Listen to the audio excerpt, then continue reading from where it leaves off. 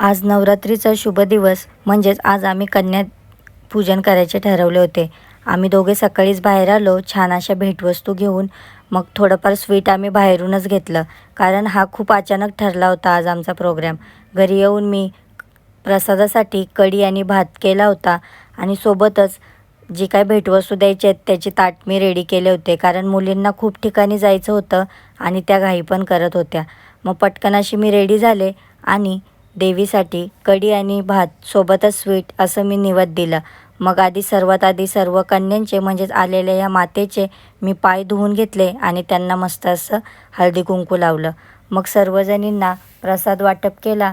प्रसादामध्ये कढी, भात, जिलेबी होती, ती त्यांना आवडलं. छान असं त्यांनी सर्वांनी मिळून जेवण केलं.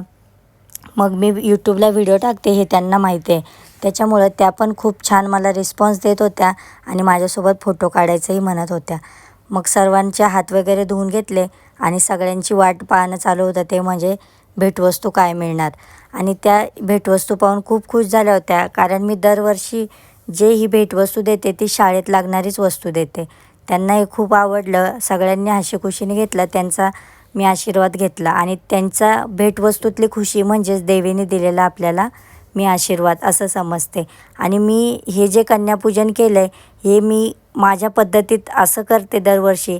पण माझं काही चुकीचं झालं असेल तर तुम्ही मला कमेंटमध्ये नक्की सांगा आणि तुम्ही कशी पूजा करता हेही मला कमेंटमध्ये नक्की सांगा. चला तर मग फ्रेंड, बाय.